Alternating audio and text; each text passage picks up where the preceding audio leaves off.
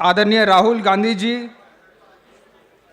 Supple जी, कांचा sir, Savitribai जी, लिलोथिया जी, मोघी जी, captain Ajay Yadav जी, राजकुमार सैनी जी, समृद्ध Bharat foundation के trustees, advisers और टीम, बहुजन संचालन से जुड़े ओम जी, यादव जी, शादाब जी, हमारे प्रबुद्ध पैनलिस्ट जो यहाँ बैठे हैं, और भाइयों और बहनों, चुनाव की गर्मी के बावजूद आप यहाँ आए, खास करके राहुल जी, प्लीज़ ज़रा अनुशासन रखिए प्लीज़।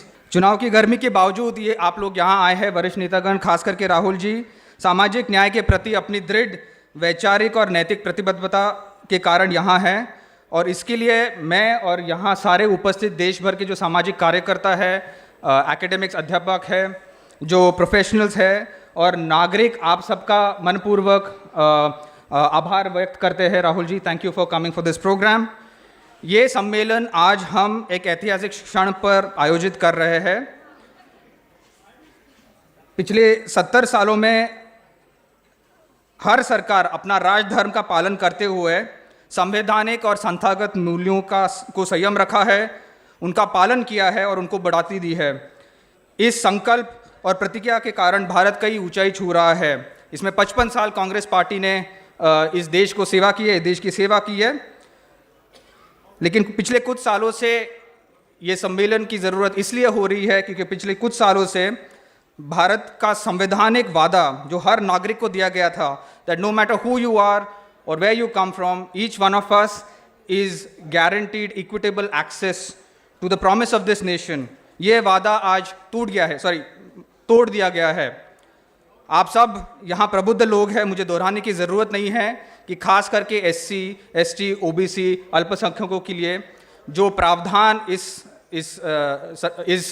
पिछले 70 सालों में इस देश ने लागू किया है, वो पूरी तरह से नष्ट किया जा है। स्कॉलरशिप्स बंद किए जा रहे हैं, बेरोजगारी नई ऊंचाई छू रहा है, SC, ST, TSP जो फंड है वो आधा हो गया है, अत्याचार 4 गुना बढ़ गए हैं, और हमारे खास करके जो बहुजन वर्ग है, अधिकार और हक को कुचला जा रहा है। राहुल जी ने जो 2 यात्राएं देश में हर कोने से, हर समुदाय से, हर प्रांत को छुई है और उनके ज़रूरतों को और आकांक्षाओं को बारीकी से परखा है। कांग्रेस का जो न्याय पत्र है जो आपके वहाँ बटा गया है, जिसका सामाजिक न्याय का भाग आपको बांटा गया है, ने इस राहुल जी ने पूरे देश की बात जो सुनी है, इस बात को ये परखा रही है, इस बात को दर्शाती है, और उसके लिए मैं राहुल जी को आपके तरफ से और देश के तरफ से कांग्रेस पार्टी का अभिनंदन करता हूँ। लेकिन ये सम्मेलन सिर्फ भाषण का नहीं है, आपको यहाँ सुनना नहीं है, ये एक दूसरा स्वतंत्रता संग्राम है, और सिर्फ राजनीतिक दलों की जिम्मेदारी नहीं है कि हमारे हक और अधिकार के लिए लड़े। हम सबका एक नैतिक कर्तव्य बनता है कि रोज़ की रूटीन से हटकर इस वैचारिक लड़ाई में हम शामिल हों, because what is at stake is not just India soul but also a very humanity. यहाँ जो भी प्रगतिशील नागरिक है, जो देशभक्त है, जो लिबरल, डेमोक्रेटिक और सेक्युलर भारत में आस्था रखता है, उन्हें पुरानी आदतों से और प्रतीकात्मक गतिविधियों से को त्यागना होगा। कब तक हम देश में ये जो आग लगी है इससे बचते रहेंगे? कभी ना कभी it will catch up with us, it will destroy everything we hold here. It is now or never. इसीलिए हमें एकजुट होकर एक बुलंद आवाज़ में राहुल जी का, खड़गे जी का और मंच पे बैठे जो वरिष्ठ नेता है उनको, उनका साथ कंधा से कंधा मिलाकर चलना होगा। Before I invite Kancha sir to say 2 words, I do want to say this, that these are times that try our souls. The sunshine patriot will shrink from this crisis that is facing our nation. Tyranny like hell is not easily conquered. Yet the harder the conflict, the more glorious the triumph. In this spirit, I want to conclude by reminding the audience, मैं आपको फिर से याद दिलाना चाहता हूँ कि राहुल जी ने जो 8000 किलोमीटर से ज़्यादा देश भर में length of breadth of Bharat को जो छुआ है, उन्होंने कहा था, एक मेरा कदम, एक आपका कदम, तभी मिल जाएगा, जुड़ जाएगा अपना वतन। इसी 2 शब्द से मैं अपनी बात खत्म करता हूँ। जय भीम, जय फुले, जय Hind. I thank the organizers for organizing this, and also Rahul ji for starting a battle for social justice on behalf of all of Shudra, OBC, Dalit, Adivasi, from the Nehru, Gandhi, Rajiv Gandhi family, thank you very much. This battle is a game-changing battle. I am making a brief statement on behalf of the whole Shudra communities, OBCs. I myself is an OBC. 2024 Congress Manifesto, a game changer of Indian history. From 1950 to general election to 2024 general election, it was Congress which has given a methodology of putting manifestos before the country. No other party earlier had this idea in a very backward India by then. But when Congress was ruling this country for quite long time, there was one time when a class-based manifesto for the poorest of the poor, for the weakest of the weak was put in 1971 by three slogans by Indira Gandhi at that time. One, Garibi Hatao. Second, Privy Purses Abolition. जो राजाओं का properties था और उसका राजाओं का authority था, उसको अबॉलिशन का मैनिफेस्टो में रखा दिया गया था. Then bank nationalisation. But caste as an issue, oppression of Dalit, Adivasi, particularly OBC and Shudras, was never put in any national party's manifesto for the first time because of Rahulji's fight. That this nation needs an X-ray. This nation is suffering with a disease of caste, untouchability, inequality and oppression of women. Therefore, caste census must be taken up. And after 1931 census, Rahulji's slogan and putting in the Congress manifesto, Rahulji, I will tell you that nobody can escape caste census in this country. The ruling BJP party thinks that it can escape, but year afterwards, I am definitely sure if this slogan goes, every house, every village, every child being educated in the school, that your caste and yourself will be counted in next census, Congress will come to power, sure. And you also said the 50% cap based on no any database the Supreme Court imposed on our life. Now once the caste census is taken, you promise the nation that constitution will be amended and 50% cap will be removed. Therefore, every OBC, every Dalit, every Shudra, whether Jat, Gujar, Patel, Maratha or Kamma Reddy, whatever, they all will get their population-based share. Now this is the revolution. This revolution will bring another change in my view. Rahulji, regional Shudra parties have come into existence because Congress has not taken up abolition of caste question, Phule, Ambedkar and Savitribai Phule's ideology into Congress. Once you take it up, all the Shudra regional parties will in future merge with Congress. There is no scope for regional parties surviving in the country, and since they did not get their share, they formed regional parties, whether Samajwadi, whether RJD, whether Telugu Desam earlier, whether Maharashtra parties or whatever. Once that happens, Congress will be again a major real ruling party for one more 100 years without any shaking. Without any shaking. Because abolition of caste and inequality, equality to women, with all these points in this. And there is a class angle in the manifesto. For the first time, Congress promised 1 lakh rupees transfer from budget to every poor woman in this country. Imagine the revolutionary potential of that. The money from the budget will not go to big contractors. The money will not go to big industrial houses, which are now even trying to sample Congress as well. And every unemployed will get 1 lakh rupees, and they will get apprenticeship both in public and private sectors. So the idea of giving reservation equality based representation in public sector is going to enthuse the youth of SC, ST, OBC and the all Shudras, whether Jat, Gujar, Patel, they don't exist today. So, Rahul ji, we thank Congress party to have brought this revolutionary change, this revolutionary idea into very electoral manifesto. Now I request the media here. You know, the manifesto is not getting enough attention in social discussion, social media, people's conversations. So please take this manifesto every home through general media, through English, Hindi, Telugu, Tamil, Malayali, regional languages, and the social media has a big role to play. And once this reaches every house, Congress is likely to definitely is going to come to power in 2024, and the nation will undergo a radical change. Thank you. Kancha Ilaiah ji, Shivaji Moge जी,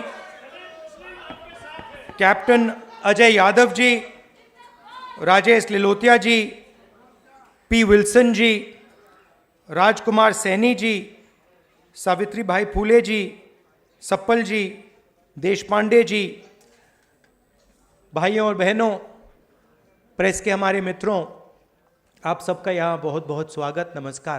कैसे हैं आप? Manifesto आपको अच्छा लगा? आपने देखा होगा कि प्रधानमंत्री पैनिक कर गए हैं। हाँ, बिल्कुल हिल गए हैं, घबरा गए। क्रांतिकारी मैनिफेस्टो है। तो मैं शुरुआत एक कहानी से करना चाहता हूं, जिसने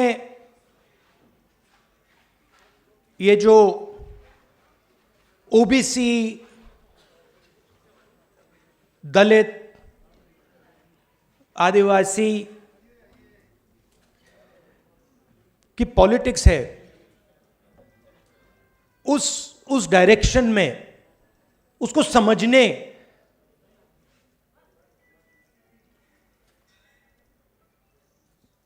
समझने में मेरी थोड़ी मदद की। एक दिन 10-15 साल पहले मैंने एक अखबार में छोटी सी न्यूज़ देखी कि हिंदुस्तान की एक फैशन डिजाइनर फ्रांस में जाकर अपने कपड़े फैशन शो कर रही थी। तो मुझे काफी अच्छा लगा कि फ्रांस फैशन की राजधानी मानी जाती है। फ्रांस के डिजाइनर अपने आप को दुनिया के सबसे टॉप फैशन डिजाइनर मानते हैं। तो मैंने कहा देखो, बड़ी अच्छी बात है, हिंदुस्तान की एक फैशन डिजाइनर पहली बार फ्रांस के पेरिस में जाकर अपने कपड़े दिखा रही है। 2-3 दिन बाद उसी अखबार में मैंने एक आर्टिकल देखा कि फ्रांस के डिजाइनर्स ने हिंदुस्तान के जो डिजाइनर थी उसका मजाक उड़ाया कि देखो, इसको तो डिजाइन ही नहीं आती। तो अब मेरे 2-3 फैशन डिजाइनर दोस्त हैं जो फ्रांस में, इटली में, फेमस फैशन डिजाइनर्स हैं, तो मैंने फोन उठा के मैंने एक फैशन डिजाइनर्स को फोन लगाया जो मेरा दोस्त है। मैंने उससे कहा देखो तुम लोग क्या कर रहे हो? तो कहता है क्या? मैंने कहा हिंदुस्तान से एक लड़की आती है, पहली बार आती है, अपने कपड़े दिखाती है, फैशन दिखाती है, और आप लोग डर गए तो आप लोग उसका मजाक उड़ा रहे हो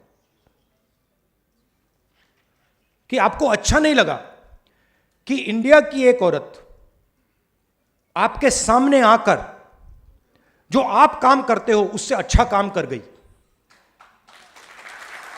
नहीं, ताली मत बजाइए, अभी कहानी पूरी नहीं हुई है। तो वो मुझे कहता है देखो तुम लोग सुपर पावर की बात करते रहते हो, मगर ऐसे तुम लोग सुपर पावर कभी नहीं बनोगे। और अगर तुम सचमुच बात समझना चाहते हो तो मैं समझा देता हूं, मगर तुम्हें अच्छी नहीं लगेगी बात। मेरा दोस्त है। मैंने कहा देखो बात यह है कि हिंदुस्तान से लड़की आई है, तुम लोग घबरा गए हो, तो ऐसे उल्टे सीधे बहाने मत बनाओ। कहता है नहीं मैं समझाता हूं तुम्हें। मुझे कहता है राहुल, मुझे फैशन डिजाइनर कहा जाता है, हम सबको फैशन डिजाइनर कहा जाता है, मगर हम फैशन डिजाइनर नहीं हैं, हम दर्जी हैं। फैशन डिजाइनर सिर्फ नाम दिया गया है, हम हैं दर्जी। और आप दर्जी से बात कर रहे हो। आपने मुझे कोई भी कपड़ा दे दिया, मैं उस कपड़े को समझ जाता हूं, छूते ही मुझे कपड़े के बारे में पूरा सब पता लग जाता है। कैसे गिरेगा, कैसे काटा जाएगा, किस पर किस प्रकार लगाया जाएगा, मैं सब जानता हूं, मैं कारीगर हूं।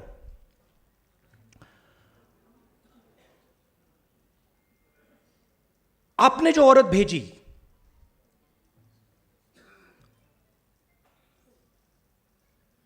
वो कपड़े को नहीं समझती है। वो जो ड्रेस वो दिखा रही थी वो उसने नहीं बनाया है। उसके बैक ऑफिस में एक दर्जी बैठा हुआ है जो कपड़े को समझता है। आपने यहां एक दलाल भेजा है, एक दलाल भेजी है, आप उस दर्जी को भेज दो, हम ताली बजाएंगे। मैं हैरान हो गया। उसने कहा कि देखिए आप सुपर पावर की बात कर रहे हो, और जो आपके देश को बनाता है, चाहे वो नाई हो, चाहे वो दर्जी हो, चाहे वो बढ़ई हो, मेटल वर्क्स का काम करता हो, इलेक्ट्रिशियन होता है, उसको आप छुपा के बंद कमरे में रखते हो। और ये औरत जिसको आपने भेजा है, इसको कपड़ा तो समझ नहीं आता, क्यों हम इसकी ताली बजाएं? बहुत गहरी बात बोली।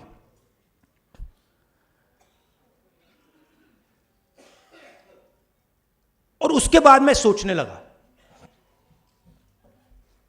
फिर मीडिया में मेरे बारे में कहते थे कि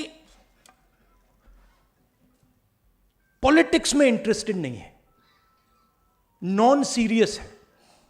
आपने देखा होगा मीडिया में 24 घंटा नॉन सीरियस। मनरेगा नॉन सीरियस, जमीन अधिकरण bill non serious, Niyamgiri non serious, Bhatta Parsaul non serious, Amitabh Bachchan, Aishwarya Rai, Virat Kohli serious. मतलब हिंदुस्तान की पॉलिटिक्स में मान लीजिए ये कमरा है, इसमें 1000 लोग बैठे हैं। 1000 लोग में से आप यहां पे 20 लोगों को हेडफोन दे दीजिए और माइक्रोफोन दे दीजिए, और वो 20 लोग 24 घंटा चर्चा कर रहे हैं, और 990 लोग यहां बैठे हुए हैं, उनकी ना कोई बात सुनता है, ना उनके पास लाउड स्पीकर, ना उनके पास माइक्रोफोन, हेडफोन। वो देखते रह जाते हैं, और जब भी कोई 90% की बात करता है तो वो नॉन सीरियस हो जाता है। तो मैंने शुरू किया, मैंने कहा देखता हूं ये जो लोग कह रहे हैं नॉन सीरियस, इनकी कंपनीज में इनके स्टेक होल्डर्स कौन है, इनके जो बड़े बड़े पत्रकार हैं, जो एंकर्स हैं। मैंने इनके नाम निकालने शुरू किए। 95% का इनमें एक है ही नहीं, एक ओबीसी नहीं है, एक ओबीसी एंकर नहीं है हिंदुस्तान में।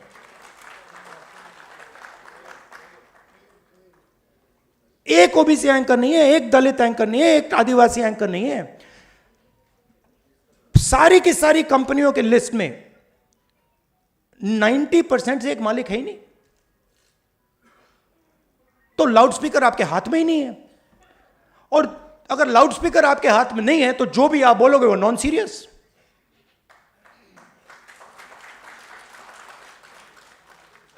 मैंने अगर इनके हाथ में लाउड स्पीकर दे रखा है, मतलब फुल पावर वाला लाउड स्पीकर, तो बाकी सब बोले ना बोले वो तो नॉन सीरियस ही होगा। वो सीरियस तो वही है जिनके हाथ में लाउड स्पीकर है। तो मीडिया में आपका कोई नहीं, और मीडिया को किसका पैसा जाता है? जीएसटी का पैसा जाता है, सरकारें पैसा देती हैं। हर स्टेट की सरकार, दिल्ली की सरकार हजारों करोड़ रुपए देती है, हिंदुस्तान की सरकार हजारों करोड़ रुपए देती है। किसका पैसा है ये जीएसटी से आता है, ये 90% का पैसा है। अब मैं कह रहा हूं कि भैया अगर 90% का पैसा है तो 1-2 लाउड स्पीकर तो पकड़ा दो।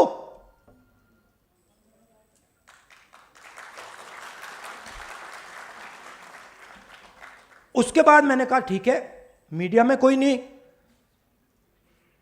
तो जुडिशरी को देखते हैं। 650 हाई कोर्ट जजेस हैं, 90% आबादी के पास 650 में से 100, और वो भी छोटे छोटे। और जब तक आप सुप्रीम कोर्ट में पहुंचोगे खत्म। चलिए बड़ी बड़ी कंपनियों को देखते हैं। 200 सबसे बड़ी कंपनियां हिंदुस्तान में, उनके मालिकों की लिस्ट निकालो। 16 लाख करोड़ रुपए, 16 लाख करोड़ रुपए उन 200 में से 25 लोगों को नरेंद्र मोदी ने दिया है। 16 लाख करोड़ रुपया, मतलब अगर आप 25 बार किसान कर्जा माफ करो, हिंदुस्तान का किसान का कर्जा 25 बार माफ करो, उतना पैसा नरेंद्र मोदी ने 25 लोगों को दिया है। 200 में से एक ओबीसी नहीं, एक दलित नहीं, एक आदिवासी नहीं। उनकी सीनियर मैनेजमेंट में एक दलित नहीं, एक आदिवासी नहीं, एक ओबीसी नहीं। तो जहां भी देखो, मीडिया में देखो, प्राइवेट अस्पतालों को देखो, बड़ी बड़ी कंपनियों को देखो, जुडिशियल सिस्टम को देखो, जहां भी देखो कोई है ही नहीं वहां पे। 90% का कोई है ही नहीं। अब मुझे फ्रैंकली जात में इंटरेस्ट नहीं है, मुझे इंटरेस्ट न्याय में है।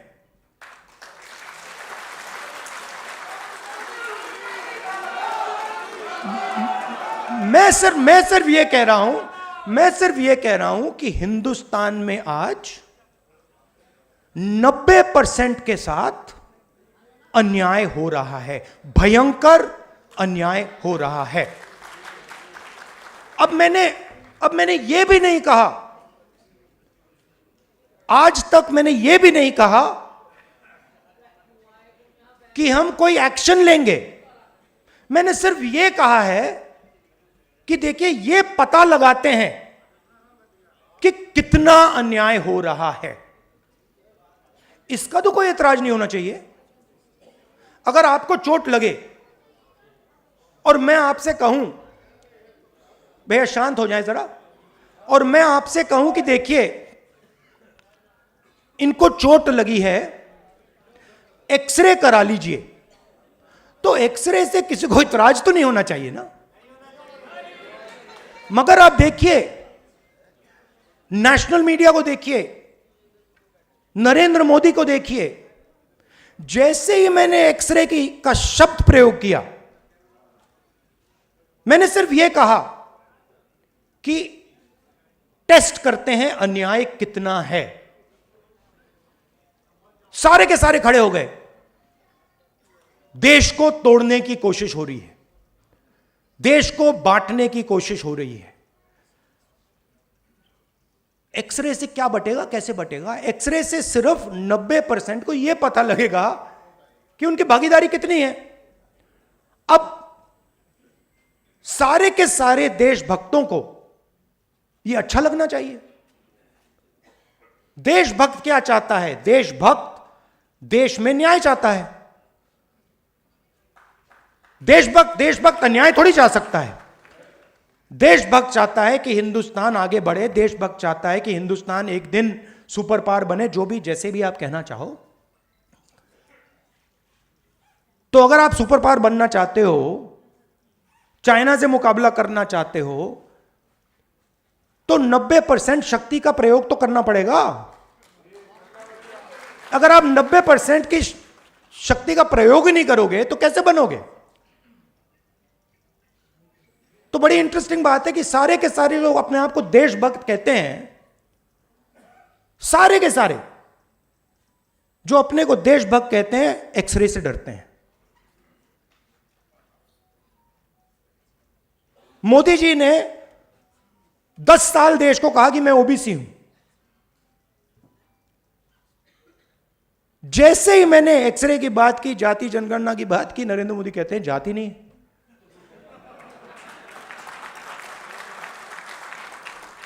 अरे जात नहीं है तो आप ओबीसी कैसे?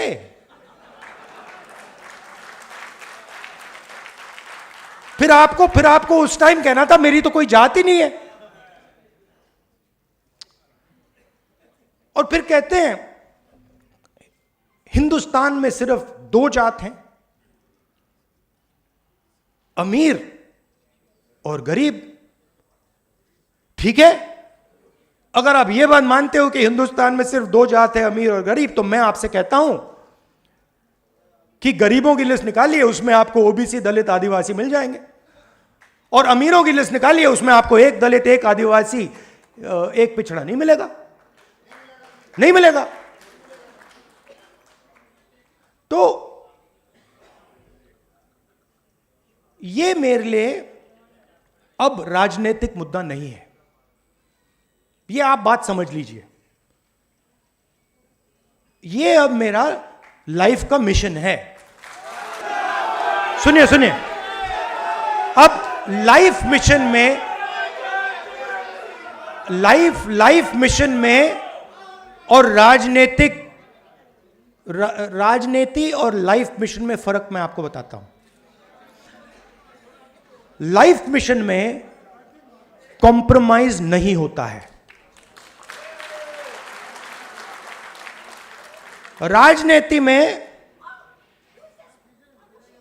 राजनीति में कॉम्प्रोमाइज किया जा सकता है, लाइफ मिशन में कॉम्प्रोमाइज नहीं होता। और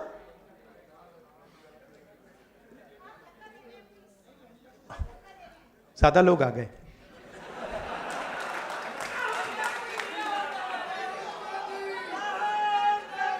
और तो दो तीन चीजें हैं जो मैं आपको बताना चाहता हूं, और काम किस डायरेक्शन में करना चाहिए। सबसे पहले इसमें एक पॉलिटिकल डायरेक्शन है। पॉलिटिकल डायरेक्शन आपने मैनिफेस्टो में अच्छी तरह देख लिया है। आपने ही कहा कि मैनिफेस्टो क्रांतिकारी डॉक्यूमेंट है, उसमें एक्सरे है, और उसमें जो इनकम इनइक्वालिटी नरेंद्र मोदी जी ने की है, जो 22 लोगों को उन्होंने 16 लाख करोड़ रुपए ट्रांसफर किया, थोड़ा सा पैसा, ज्यादा नहीं, थोड़ा सा पैसा कांग्रेस पार्टी का मैनिफेस्टो वापस 90% को देने जा रही है। थोड़ा सा हमने कैलकुलेट करके 16 लाख करोड़ रुपए नहीं दिया, कैलकुलेट करके हमने जो हमें लगा, जो न्याय हमें लगा कि इतनी मदद करनी चाहिए, हमने मैनिफेस्टो में डाल दिया है। मगर उससे भी ज्यादा बड़ा एक काम है जो आप, मैं और हम सब को एक साथ करना पड़ेगा। देखिए,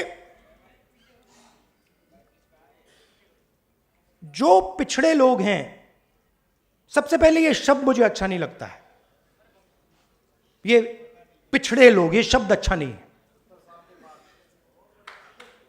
सबसे पहले इस शब्द को खत्म करना है।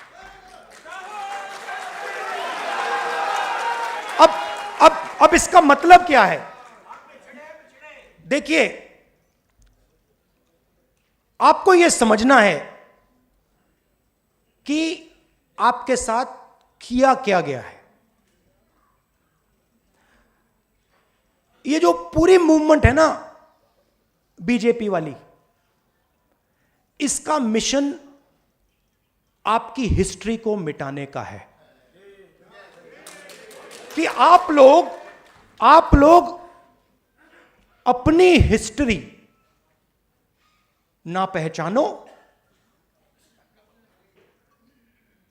और ना समझो। तो एक प्रकार से आपको बीते हुए समय से काट दिया गया है। यह हुआ है आपके साथ,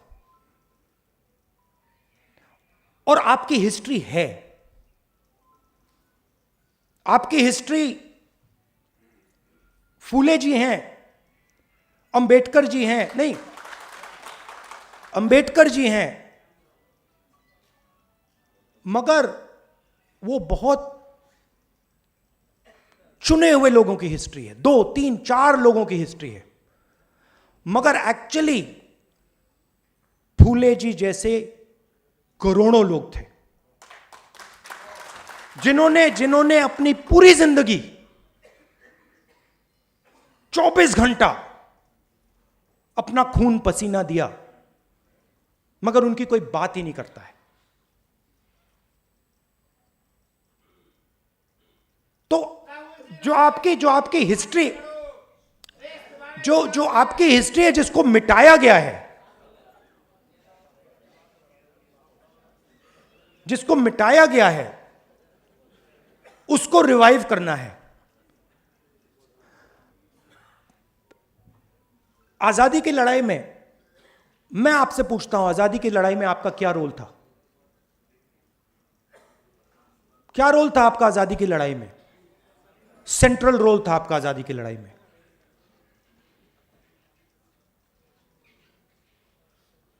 आजादी की लड़ाई पिछड़ा वर्ग, दलित, आदिवासी, इन सब ने लड़ी, मगर कोई मेंशन ही नहीं। माइनॉरिटी भी। तो मेरा कहना है कि जब तक हम आपकी हिस्ट्री को रिवाइव नहीं करेंगे, जब तक आपकी एक बार फिर जड़ नहीं लगेगी, हिस्टोरिकल जड़ नहीं लगेगी, तब तक यह लड़ाई नहीं लड़ी जा सकती। मगर यह एक बात समझ लीजिए कि जो मैंने आपसे पहले कहा, यह मेरे लिए राजनीति नहीं है, यह मेरे लिए लाइफ मिशन है, इसको छोड़ने वाला नहीं हूं मैं। और मैं गारंटी करके कह रहा हूं, आप लिख लो, आप लिख लो, जाति जनगणना को कोई शक्ति नहीं रोक सकती है। और जितना इसको रोका गया, जितना इसको रोका गया, उतनी तेजी से, उतनी फोर्स से यह वापस आएगा। क्योंकि हिंदुस्तान के 90% लोगों को यह बात समझ आ गई है। शायद वो आज कह नहीं रहे हैं, खुलकर कह नहीं रहे हैं, मगर उनको बात समझ आ गई है कि हिंदुस्तान के इंस्टीट्यूशनल स्ट्रक्चर में, हिंदुस्तान की इकोनॉमी में, हिंदुस्तान के जुडिशरी में उनकी कोई जगह नहीं है, और देश 90% उनका है। तो इसको रोका नहीं जा सकता है। और जैसे ही हमारी सरकार आएगी, मैं आपको बता रहा हूं, पहला काम जाति जनगणना होगा।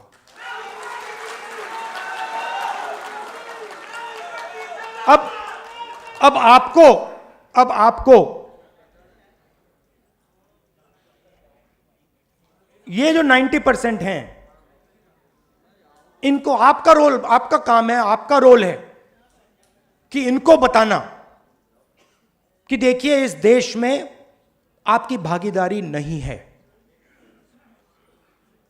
व्हाट्सएप पर, इंस्टाग्राम पर रील देखकर भागीदारी नहीं बनती है। मैंने भाषण में कहा कि हिंदुस्तान के युवा 7-8 घंटा इंस्टाग्राम की रील देख रहा है। 90% 7 घंटा, मैंने चेक किया, सर्वे कराया। हरियाणा में मैंने लोग भेजे, सर्वे कराया कि भाई युवा कितने घंटे इंस्टाग्राम पे हैं। 7 घंटे। मतलब बीजेपी का काम जो ओबीसी वर्ग है, दलित वर्ग है, आदिवासी वर्ग है, उनका ध्यान भटकाने का है। कभी इधर भेजेंगे, कभी उधर भेजेंगे, कभी पाकिस्तान, कभी चाइना, कभी बॉलीवुड। आप भी उसमें हैं भैया। आप भी 90% में हैं, और आपकी हालत हम जानते हैं। आपको क्या सहना पड़ता है, हम सब जानते हैं। तो ये ध्यान भटकाते हैं। ये पूरा का पूरा जो इनको मूवमेंट है, इसका लक्ष्य ओबीसी का ध्यान भटकाना, यही है लक्ष्य। और प्रॉब्लम इनकी क्या है कि ध्यान को आप इतनी टाइम ही भटका सकते हो, और अब वो टाइम आ रहा है कि अब ओबीसी पूछ रहा है कि भैया ये हो क्या रहा है। मतलब राम मंदिर बन गया और उसमें हमारा एक आदमी नहीं दिखा। पार्लियामेंट नया खुल गया, बड़ी पूजा हुई, नरेंद्र मोदी बैठे, मगर हमारा एक आदमी उसमें नहीं दिखा। दलित, आदिवासी, यही तो कह रहे हैं, आदिवासी राष्ट्रपति है हिंदुस्तान में। मतलब ये कौन सी भागीदारी है? हेड ऑफ स्टेट राष्ट्रपति है, नया पार्लियामेंट बन रहा है, हेड ऑफ स्टेट का काम उस पार्लियामेंट को खोलने का है। हेड ऑफ स्टेट को परे कर दिया।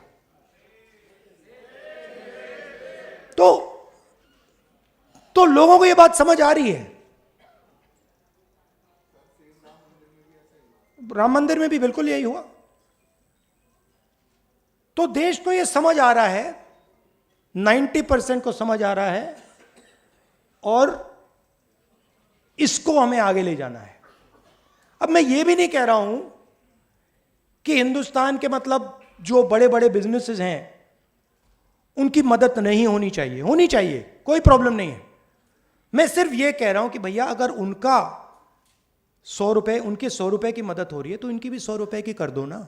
अगर आप उनका कर्जा माफ कर रहे हो, उनका कर्जा माफ कर रहे हो, उनका आपने 16 लाख करोड़ कर दिया और हिंदुस्तान के किसान का आपने 50 रुपए भी नहीं किया। ओबीसी स्टूडेंट्स हैं, आदिवासी स्टूडेंट्स हैं, दलित माइनॉरिटी स्टूडेंट्स हैं, उनका आपने कितना माफ किया? कुछ नहीं, फीस बढ़ा दी। और फीस बढ़ा दी नहीं, बात समझिए, आपने कहा फीस बढ़ा दी, फीस बढ़ाई प्राइवेट यूनिवर्सिटी कॉलेजेस में, सही? प्राइवेट यूनिवर्सिटी कॉलेजेस किसके? वही 5% के हैं। वो जमीन कहां से आई? जमीन कहां से आई? आपकी जमीन, किसानों की जमीन एक्वायर की। स्कॉलरशिप खत्म कर दी। तो प्राइवेट अस्पताल देखिए, प्राइवेट कॉलेजेस, स्कूल्स, कॉलेजेस देखिए, बड़ी बड़ी यूनिवर्सिटीज देखिए। आप जीएसटी का पैसा देते हो, जमीन आपसे एक्वायर की जाती है और फिर आपकी फीस बढ़ती है। और हर संस्था में यह है। मैं आपको छोटा सा उदाहरण देता हूं, फसल बीमा योजना। मैंने ये पूरी एनालिसिस की है। फसल बीमा योजना 45,000 करोड़ रुपए हिंदुस्तान की सरकार, स्टेट की सरकार फसल बीमा योजना को देती है। फसल बीमा योजना का पैसा 16 कंपनीज को जाता है। 16 कंपनीज के मालिकों में एक ओबीसी, एक दलित, एक आदिवासी नहीं है। उनकी सीनियर मैनेजमेंट में जिनको करोड़ों रुपए की सैलरी मिलती है, उसमें एक आदिवासी, एक दलित, एक ओबीसी नहीं। फिर तूफान आता है, किसान का खेत खत्म हो जाता है। पैसा कहां से आया? जीएसटी से आया, किसान का पैसा गया। और फिर कंपनी कहती है भैया देखो, आपके खेत में तो नुकसान हुआ ही नहीं और किसान को पैसा नहीं दिया। तो कहा जाता है कि 45,000 करोड़ रुपए किसानों को जा रहे हैं, मगर होता क्या है? 45,000 करोड़ रुपए 16 कंपनी को जाते हैं। फर्टिलाइजर सब्सिडी भी यही है। जाति जनगणना से क्लैरिटी हो जाएगी। और जाति जनगणना को मैं आपको थोड़ा समझाना चाहता हूं। आप यह मत सोचिए कि जाति जनगणना सिर्फ कास्ट सर्वे है। वो जाति का सर्वे है, मगर उसमें हम इकोनॉमिक और इंस्टीट्यूशनल सर्वे भी जोड़ेंगे। मतलब क्या होगा? मतलब क्या होगा? देश को पता लग जाएगा कि इस जात में इतने लोग हैं, दलित इतने, आदिवासी इतने, गरीब जनरल कास्ट इतने, इनकी आमदनी इतनी है और हिंदुस्तान की संस्थाओं में इनकी इतनी भागीदारी है। तो पता लग जाएगा कि मीडिया में इतनी कंपनियां हिंदुस्तान की मीडिया को कंट्रोल करती हैं, इतना पैसा हिंदुस्तान की सरकार इनको दे रही है, और इस संस्था में इतने ओबीसी, इतने दलित, इतने आदिवासी, वो सब संस्थाओं का होगा। तो ये एक प्रकार से नेशनल एक्सरे मानिए इसको। और मुझे लगता है कि 70 साल बाद ये एक जरूरी कदम है कि हम असेस करें कि 70 साल की आजादी के बाद आज सिचुएशन क्या है और इसके बाद हमें किस डायरेक्शन में जाना चाहिए। लॉजिकल है और इसका कोई इतराज नहीं कर सकता है। यह मैं आपसे कहना चाहता था। आप यह मत सोचिए कि यह काम 1 दिन का, 2 दिन का, 5 दिन का है। यह लाइफ टाइम का काम है और इसको हम मिलकर करने जा रहे हैं। आप सबका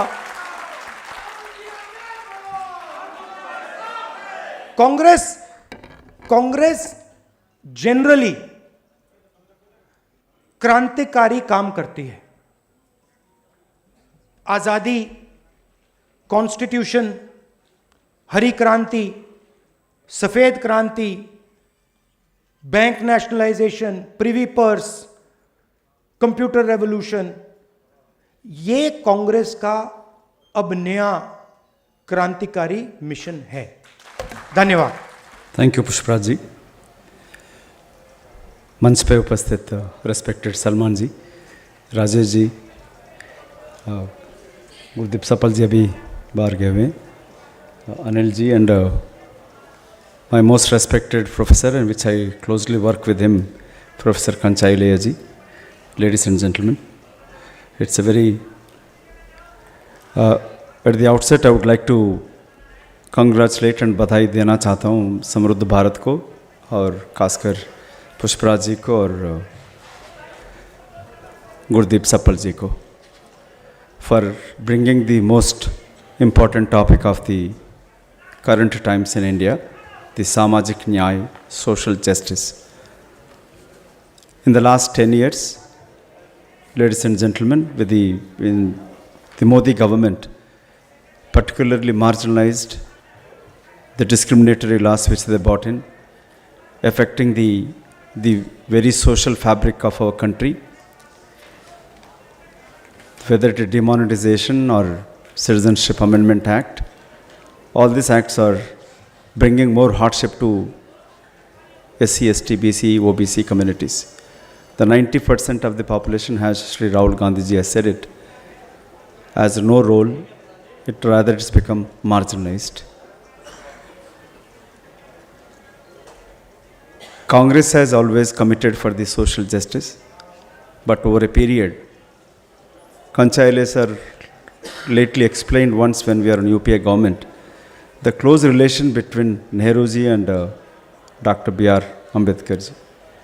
The relation between Baba Saheb and Nehruji brought in this constitution which given equal rights to every citizen of India.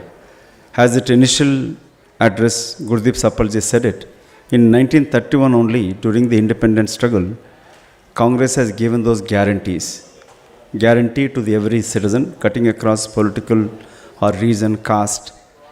Every citizen has a right to vote, and that realized in the Indian Constitution. But if you look at it in the past 10 years, the Modi Sarkar only helping those few sections of the people who are helping him and making the 90% of the population life is more miserable. It is time for us to stand, fight together, and protect our constitution. As Mr. Lalotia just I heard speaking him, initially said it Jai Bhim, but Jai Bhim is made realized only by the Congress. Way back in 1961 itself, Damodar Sanjeevaiah ji was president, and the current president of the Congress party is also belong to a Dalit community. It is Congress which can bring in this social justice a reality, and under young leader Rahul Gandhi ji, as he said it, I closely had an opportunity to work with him. That is a life mission. It's not a political slogan. The Panch Nyay which Congress is talking about. It is, I think it's time for us to stand behind Rahul ji to fulfill these dreams. I would like to stress upon the attention of the panelists here, and especially Gurdeep ji and Pushparaj. We have to bring in another class here, the middle class. The middle class is middle class. I think Salman ji can authenticate on that. From 145 seats to 209 seats in 2009, we won because of Manmohan ji and Sonia ji's leadership, but it also support of the middle class. that middle class is affected now. The salarized class which paying taxes, they, if they work for 12 months, 12 महीने काम करे तो 5 महीने तक तो tax में जा रहा है, जीएसटी में जा रहा है, रोड टैक्स में जा रहा है, प्राइस इन्फ्लेशन में जा रहा है. And where that money is going, as Rahulji explained, the taxpayers' money over 16 lakh crores, 16 lakh crore रुपया ने कुछ पूंजपतियों के लिए मोदी जी ने माफ़ कर दिया है. But Congress what done it in UPA Sarkar, I was a member of parliament at that time. We bought in 75,000 crores have been waived off for the farmers' loans. There used to be Rajiv Gandhi Fellowship for the SC, ST, BC, OBC community, and during UPA Sarkar, the OBC community, Kanchayale sir can authenticate on that, from Usmania University in many universities, poor and OBC community students could pursue their higher education, do the research work. But now in entire country, Modi has brought into only 250 scholarships, fellowships for MPhil and PhD programs. So he's indirectly is making us to beggars than the hakdars in the society. So the other class, as Pandit Nehruji said it, the men and women are two pillars of the society. When one's tire is punctured, the society cannot function. The woman, BJP has said it, Modi हमेशा मोदी जी कहते हैं कि बेटी पढ़ाओ बेटी बचाओ. अब तो हालत ऐसा बन गया, बेटियों को बीजेपी से बचाओ. जिस तरह बेटियों के ऊपर हमला हो रहा है, अत्याचार हो रहा है, मणिपुर से लेकर उन्नाव से लेकर मर जो wrestlers, women wrestlers, Olympic champions थे, what justice they got. And Modi is a prime minister of the country, not prime minister of the BJP party. But he has not uttered one word, whether it is atrocities, crime on women in Manipur or these women wrestlers. But he sheds crocodile tears, go to Banaras and other places. So it's a woman has been, that's where I think Rahul Gandhi ji stressed it. Mahila Nari Nyay, where every woman is protected and empowered. Employment and empowerment of women is very essential for the development of our society.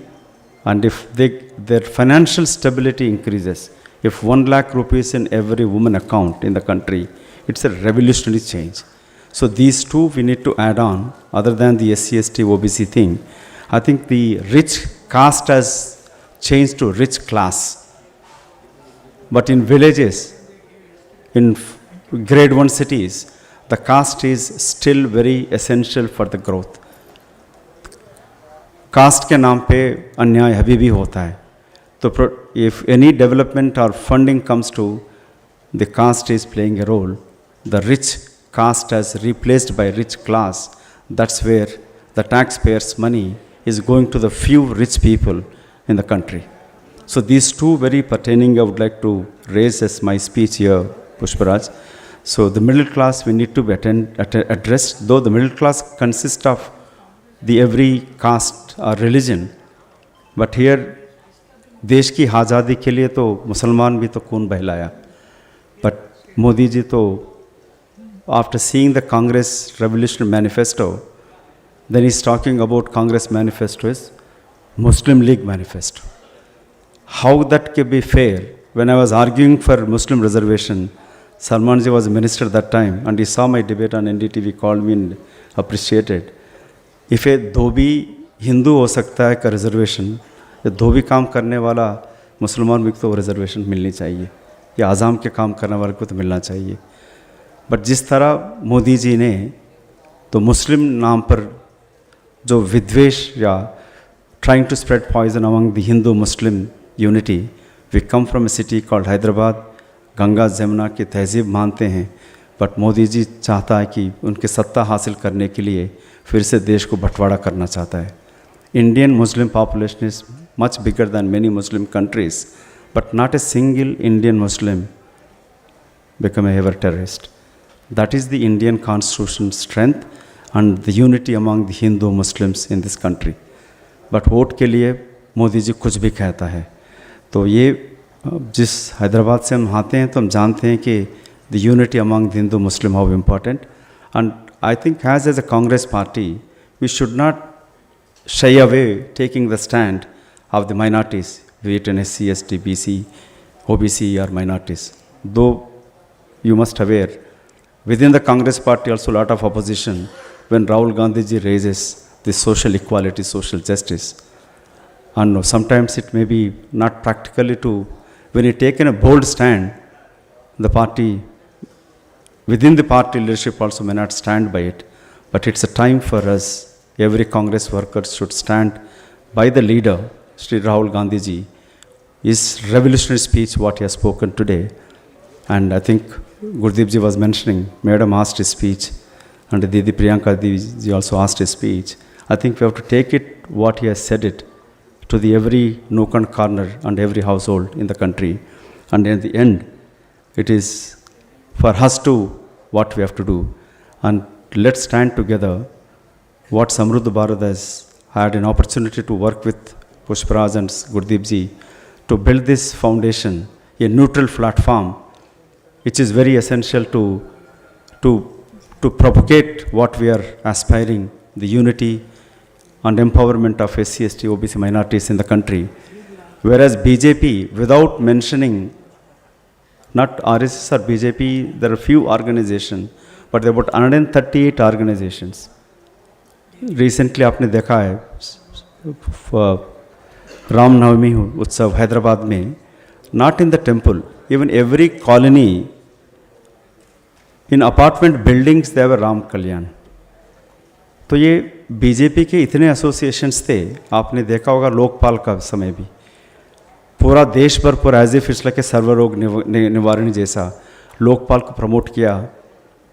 वो जो महात्मा गांधी कहलाते थे वो तो कहाँ है भाई पता नहीं, लोकपाल तो आया ही नहीं, मोदी जी उसके बारे में बात भी नहीं करता. But it is RSS organisations infiltrated into the retired employees to apartment associations, to the various associations. We don't even recognize them, but they indirectly promote their ideology. So that's where we need to be careful about it. And one word I would like to say, जो कमंडल को ने मंडलवादी ने रोका था, उसी मंडलवादी को ने कमंडल ने रोका है. शरद जी से लेकर जो मुलायम सिंह जी थे, लालू जी, बट उसी मंडल व्यवस्था को बीजेपी ने फिर कमंडल हिंदुत्व नाम पर फिर अधिकार हासिल किया. इसे रोकने के लिए एक ही एक the only way forward is social justice. That's what I believe in. And in true sense we have to not just rhetoric, social justice not just an idea, it is a practically implemented, because reimagine of those Mandal व्यवस्था को करने की ज़रूरत है. Y that Mandal व्यवस्था is been failed, and we have to readdress that issue. I heard Sharadji's daughter speaking. I had an opportunity to work with your dad. I was a member of parliament at that time, and he was supportive of Congress, Telangana state also. I think that is a time to revisit that. I would request Kanchaile sir to, he is the one who think ahead 50 years ahead of it. And you have to, as you said it, the relation between Nehru ji to Ambedkar ji, but it is also you have to give us that way forward, what Rahul ji has spoken, to take it to the every section of the society, particularly though we don't like to call marginalized class, but we still belong to that class which is being oppressed, suppressed, and our freedom of speech is suppressed here. One last word, the guarantee which is started by Mahatma Gandhi ji, and the guarantee word which is brought Congress back into power in Karnataka and Telangana. Now Modi is copying. All I can say, in TV nowadays you are seeing most often, Modi ji ki guarantee, फिर से धोखा देने का warranty. Thank you very much. जय हिंद, जय कांग्रेस. आप सबको मेरा क्रांतिकारी जय भीम. एक बार और जय भीम. Thank you. आज सुबह से हम लोग अपने लीडर्स को सुन रहे हैं. सामाजिक जो हमारे सोशल एक्टिविस्ट हैं, जो समाज के अंदर इन्फ्लुएंसर्स हैं, जो समाज में एक परिवर्तन लाने का काम करते हैं, आज सुबह से हम उन लोगों को सुन रहे हैं. मैं सबसे पहले तो समृद्ध भारत फाउंडेशन को बधाई देना चाहता हूं कि उन्होंने सामाजिक न्याय सम्मेलन के लिए यहाँ पर आप सब लोगों को आमंत्रित किया। आप सब लोगों का भी धन्यवाद करना चाहता हूँ कि सुबह से 8:30 बजे से मुझे यहाँ पे फ़ोन आने शुरू हो गए कि हम लोग यहाँ पर पहुँच गए हैं और कार्यक्रम कितने बजे शुरू होगा, क्योंकि पहले कार्यक्रम की शुरुआत 10 बजे होनी थी, लेकिन फिर राहुल गांधी जी के प्रोग्राम के अंदर कुछ बदलाव आया तो हमने बोला कि हमको शायद पहले आना पड़ेगा। तो सब लोग आप आए। आपके यहाँ पे सुबह से बैठकर सुनने से और जो एकाग्रता के साथ आपने पूरे ध्यान से हर बात को सुना, अप्रिशिएट किया, रिस्पांस दिया, उससे पता चलता है कि आप वाकई में ही सामाजिक न्याय के लिए एक सोच रखते हैं और आपको लगता है कि आज इस मौजूदा हालात के अंदर जब इस देश के अंदर आरएसएस और भारतीय जनता पार्टी के सरकार है और जो इस देश के अंदर पिछले 10 सालों में जिन्होंने अन्याय किया, वो अन्याय काल जो 10 साल का था, उसके बाद कांग्रेस पार्टी ने अभी चुनाव से पहले जो न्याय पत्र निकाला, अपना घोषणा पत्र निकाला, उस सब के पीछे एक सोच थी कि राहुल गांधी जी ने जब ये देखा कि देश के अंदर हर तरफ लोगों की चीख पुकार आ रही है, किसान परेशान हैं, महिलाएं परेशान हैं, नौजवान परेशान हैं, एससी, एसटी, ओबीसी, माइनॉरिटी परेशान हैं, हर वर्ग को प्रताड़ित किया जा रहा है, महंगाई की मार है, तो राहुल गांधी जी ने भारत जोड़ो यात्रा की शुरुआत की। उसके बाद कन्याकुमारी से कश्मीर तक चलने के बाद फिर दूसरे पड़ाव के अंदर उन्होंने भारत जोड़ो न्याय यात्रा शुरू की, मणिपुर से मुंबई तक। लोगों से जब मुलाकात की, लाखों करोड़ों लोगों ने अपने सुझाव दिए, अपने दर्द को साझा किया राहुल गांधी जी के साथ, तो सब चीज़ों को उसका समावेश करके एक हमने दवाई के रूप में अपना घोषणा पत्र जारी किया। तो हमारा घोषणा पत्र जो है ये दवाई है लोगों के उस दर्द की जो राहुल गांधी जी को और हमारे लीडर्स को भारत जोड़ो यात्रा में, भारत जोड़ो न्याय यात्रा में उसकी जानकारी मिली। भारतीय जनता पार्टी ने पिछले 10 सालों में हर पल संविधान को ख़त्म करने का प्रयास किया है। बाबा साहब भीमराव अंबेडकर ने जो संविधान लिखा था, जिसमें समानता की बात की थी, बराबर के हिस्सेदारी की बात की थी और हर वर्ग को, हर धर्म को, हर जाति को, भाषा को, हर प्रदेश को उन्होंने प्रॉपर मान सम्मान देने की उस संविधान में बात कही थी। तो आज भारतीय जनता पार्टी जो ये सोच रखती है कि इस देश के अंदर संविधान को ख़त्म करना है और ये उनका संकल्प भी है। 2025 में 100 साल आरएसएस के पूरे होने जा रहे हैं और उन्होंने जब उनका गठन हुआ था आरएसएस का, तो उन्होंने ये एक शपथ ली थी कि 100 साल पूरे होने पर संविधान को ख़त्म करेंगे। और अभी जो उनके लीडर्स हैं, चाहे वो अनंत हेगड़े हों, ज्योति मिर्दा हों, और अभी किरोड़ी लाल ने भी कल उसके ऊपर अपना वक्तव्य दिया, स्टेटमेंट दिया कि हमें 400 सीटें इसलिए चाहिए क्योंकि देश से संविधान को ख़त्म करना है। अब मैं आप लोगों से पूछना चाहता हूँ, क्या आप और हम इस देश से बाबा साहब भीमराव अंबेडकर के संविधान को ख़त्म होने देंगे? कभी नहीं होने देंगे। क्यों? क्योंकि हमें मालूम है कि ये जो महिलाएं यहां पर कुर्सी पे बैठी हैं, इनको भी कुर्सी पे बैठने का अधिकार बाबा साहब भीमराव अंबेडकर ने संविधान में दिया है। जो यहां पे एससी, एसटी और मैं खास तौर पे बोलना चाहूंगा शूद्र, ओबीसी नहीं शूद्र, कांचा साहब, इसलिए बोलना चाहूंगा क्योंकि हमें पहचानना है कि हम कौन हैं। भारतीय जनता पार्टी, आरएसएस, राहुल गांधी जी ने जैसे सुबह कहा कि हमारी पहचान को ख़त्म करना चाहते हैं। जब हम एससी, एसटी, ओबीसी और माइनॉरिटी की बात कर रहे थे, तो एक साथी ने वहां पे राहुल गांधी जी से सवाल किया कि आप डिनोटिफाइड ट्राइब्स की भी बात कीजिए, घुमंतु, अर्धघुमंतु, विमुक्त जाति की भी बात कीजिए, क्योंकि देश के अंदर। तो राहुल गांधी जी का जवाब क्या था? राहुल गांधी जी ने कहा कि जिन 90% लोगों की मैं बात कर रहा हूं, जो इस देश के अंदर भारतीय जनता पार्टी आरएसएस ने प्रताड़ित किया जिन लोगों को, उन 90% में आप डीएनटी भी आते हैं। तो मैं आप सब लोगों को यह कहना चाहता हूं कि राहुल गांधी जी का मिशन बिल्कुल क्लियर है कि हम यहां पर अपनी पहचान को खत्म नहीं होने देंगे। राहुल गांधी जी हर मंच से मजबूत तरीके से आवाज उठाते हैं कि देश के अंदर जो आदिवासी है, जिसको अपने आप को आदिवासी कहने में गर्व महसूस होता है, भारतीय जनता पार्टी और आरएसएस के लोग उसको वनवासी कहकर बुलाते हैं। वो देश के अंदर राष्ट्रपति अपनी ट्राइबल लेडी को बनाते हैं एक सिंबॉलिक रिप्रेजेंटेशन देने के लिए, लेकिन सुबह राहुल गांधी जी ने ये वाली भी बात कही कि जब पार्लियामेंट का उद्घाटन होता है, उसकी बिल्डिंग का शिलान्यास होता है, उसका उद्घाटन होता है, तो उसके अंदर जो देश की हमारी नंबर 1 की नागरिक है, देश की राष्ट्रपति है, उसको वहां पर आमंत्रित नहीं किया जाता। अब आप सोचिए, हमारे समाज का जो राष्ट्रपति है, अगर उसको वो सम्मान नहीं मिल रहा, तो आपको और हमारे को तो वो सम्मान कतई नहीं मिलेगा। तो ये सोच, ये मानसिकता आरएसएस की है।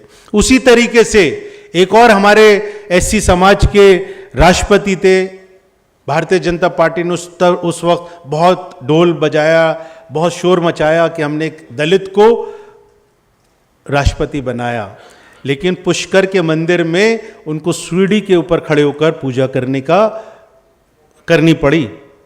क्यों? क्योंकि ये जो मानसिकता है, जिस मानसिकता के ऊपर आरएसएस काम करती है, वो बार बार इस चीज को चेक करती है आप लोगों को ये चोट पहुंचाकर कि आपका रिएक्शन क्या है। 2 अप्रैल की आपको घटना याद है? याद है आप लोगों को? ये आप लोगों की जो एकता थी उस वक्त में 2 अप्रैल की, तो पूरे देश के अंदर जो भारतीय जनता पार्टी की सरकार ने जो फैसला लिया था, जो SC/ST prevention of SC/ST atrocity act था, उसको डाइल्यूट करने के लिए जब उन्होंने एक प्रस्ताव रखा, उसके लिए कदम उठाया, तो आप लोगों ने पूरे देश के अंदर, हमारे सामाजिक संगठनों ने एकजुट होकर उनको बताया कि हमारी ताकत ज्यादा है और ऐसा हम कभी नहीं होने देंगे, क्योंकि वो अधिकार हमें संविधान में मिला है। उसके बाद दूसरी बात आपको बताना चाहता हूं, आप लोग दिल्ली में हैं, यहां पर तुगलकाबाद मंदिर, संत शिरोमणि रविदास जी का आपको मालूम है क्या हुआ था वहां पर? बुलडोजर से तोड़ा था। हमारी आस्था के ऊपर बुलडोजर चलाया था भारतीय जनता पार्टी ने। हम गरीब जरूर हो सकते हैं, तो हमारा भगवान भी गरीब। एक मंदिर को आप 500 करोड़ 1000 करोड़ रुपया खर्चा करके वहां पर उसकी इमारत को खड़ा करते हो, और दूसरा हमारे गरीब लोगों का मंदिर जो SC/ST का मंदिर है, उसको आप बुलडोजर से तोड़ते हो। तो उस वक्त में भी मैं बधाई देना चाहता हूं आप सब लोगों को और तमाम उन सामाजिक संगठनों को कि उन्होंने जब एकजुट होकर आवाज उठाई भारतीय जनता पार्टी के उस फैसले के खिलाफ। मुझे याद है सलमान खुर्शीद साहब का मैं खास तौर पे धन्यवाद करना चाहता हूं। रागनी यहां पर बैठी, मैं आपका धन्यवाद करना चाहता हूं कि हम लोगों ने सुप्रीम कोर्ट तक उस आवाज को उठाया, हमने वहां पे पिटीशन डाली और सुप्रीम कोर्ट ने भारतीय जनता पार्टी को निर्देश दिया कि अपने खर्चे से उस मंदिर को दोबारा से बनाओ जो 600 साल पुराना मंदिर था। तो ये भारतीय जनता पार्टी आरएसएस की ये सोच है और इसको हमें समझना है कि अगर हम एकजुट नहीं रहे, जो बाबा साहब बार बार हम लोगों को निर्देश देते थे, हम लोगों को ये स्लोगन देते थे कि हमारे को अगर संघर्ष करना है तो उसके लिए संगठित रहना पड़ेगा, और संगठित रहने के लिए हमको जानकारी होनी चाहिए, शिक्षा होनी चाहिए, मुद्दों के ऊपर हमारे को शिक्षित होने की आवश्यकता है। तो शिक्षित बनो, संगठित रहो, संघर्ष करो, ये नारा बाबा साहब भीमराव अंबेडकर जी ने हमको दिया था। उसी लाइन के ऊपर चलकर हमको आज एक संकल्प लेकर जाना होगा कि जो भारतीय जनता पार्टी 2024 के अंदर अलग अलग तरीके से हम लोगों को बांटकर और वोट हासिल करना चाहती है, दोबारा सरकार बनाना चाहती है। तो जिस तरीके से अभी हमारे राष्ट्रीय अध्यक्ष मल्लिकार्जुन खड़गे जी ने कहा कि हम ऐसा कभी नहीं होने देंगे, तो आप लोगों को भी संकल्प लेना होगा कि हमें एकजुट होकर भारतीय जनता पार्टी की इस मनुवादी सोच वाली सरकार को सत्ता से नीचे उतारना है। और इंडिया गठबंधन का जो हमारे एक इंडिया गठबंधन के ऊपर एक और बात बताना चाहता हूं। देखिए, बहुत सारी पार्टीज के साथ में हमारा गठबंधन हुआ, कई जगह पर हम उनकी बातों से सहमत नहीं होते, लेकिन और कई जगह पर कांग्रेस पार्टी ने बड़ा सेक्रीफाइस किया है। कई जगह पर कांग्रेस पार्टी ना चाहते हुए भी उन रीजनल पार्टीज के साथ में गठबंधन किया, लेकिन क्यों किया?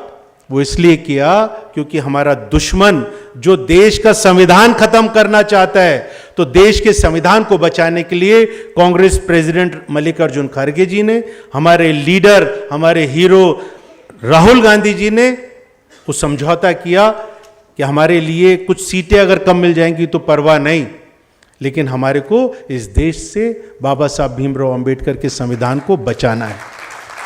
तो इसलिए राहुल गांधी जी के लिए, मल्लिकार्जुन खड़गे जी के लिए मैं चाहता हूं आप सब लोग एक बार जोरदार ताली बजाएं, क्योंकि उन्होंने वो कुर्बानी जो दी, राजनीतिक कुर्बानी, राजनीति में सब लोगों को लालच होता है कुर्सी का, और इसके लिए कांग्रेस पहचानी जाती है। सोनिया गांधी जी ने भी सत्ता को लात मारकर ये बोला था कि मुझे कुर्सी नहीं चाहिए, मैं इस देश के अंदर सेवा के लिए आई हूं।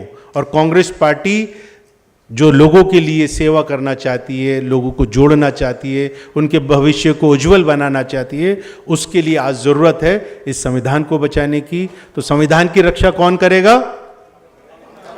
तेज बोलना है, संविधान की रक्षा कौन करेगा? हाथ उठा के बोलना है, संविधान की रक्षा कौन करेगा?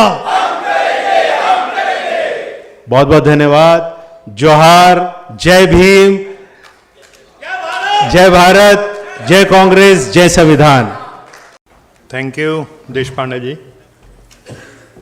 Dignitaries on the dais, Salman Saab, Rajesh ji, Sapal Saab, Kancha Saab, and of course my friend, और सम्मानित ऑडियंस, आज मैं बहुत तैयार होकर के आया था, क्योंकि हम जैसे लोगों को, आप जैसी ऑडियंस, इस तरह का हॉल बहुत साल में एक आध बारी ऐसा मौका मिलता है। तो मैं एक भाषण भी तैयार किया था कि मैं जाऊंगा और वो धुआंधार भाषण दूंगा जिस पर तालियां पिटें। लेकिन मैं आया और मैंने राहुल जी का भाषण यहाँ खड़े होकर के सुना। बड़ी भीड़ थी, बैठने की सीट भी नहीं थी, और मेरे रोंगटे खड़े हो गए, मैं सन्न रह गया, और अभी तक मेरे रोंगटे खड़े हैं। तो मैंने जो भाषण याद किया था वो तो मैं सब भूल चुका हूँ। तो अब मैं जो कुछ भी कहूँगा बुलेट पॉइंट्स में बात कहूँगा, अपनी कोई रिटोरिक नहीं है उसमें। तो साथियों, सपल साहब ने जब शुरुआत की थी तो आपने कराची अधिवेशन का जिक्र किया था यहाँ से, कि जो कराची अधिवेशन हुआ वो एक नींव पड़ी जिस नींव के ऊपर हमारे देश का संविधान बना। और वो संविधान ऐसा बना कि जिससे पूरे देश का, जिसको कहते हैं सर्वांगीण, सभी वर्गों का, सभी जातियों का एक जबरदस्त विकास हुआ। कांचा साहब बैठे हुए हैं, ये अपने नाम के आगे शेफर्ड लगाते हैं। मेरे दादाजी भी एक ग्वाला थे और पता नहीं कितनी पीढ़ियों से हम लोग ग्वाला थे सर, सैकड़ों पीढ़ियों से ग्वाला रहे होंगे, पीढ़ी दर पीढ़ी। दिन भर सुबह सूरज उगने से पहले 4 बजे वो उठ जाते थे, गाय भैंस उसका नंगे हाथों से गोबर मलमूत्र नहलाना धुलाना, उनको पानी पिलाना, सारा काम करते थे रात तक। उसके बाद कोई वीकली ऑफ नहीं, कोई थैंक गॉड इट्स फ्राइडे वाला मामला नहीं, कोई सिक लीव नहीं, कोई होली दिवाली की छुट्टी नहीं। इस मेहनत और मशक्क़त के बावजूद भी मुश्किल से वो अपना पेट भरवाते थे।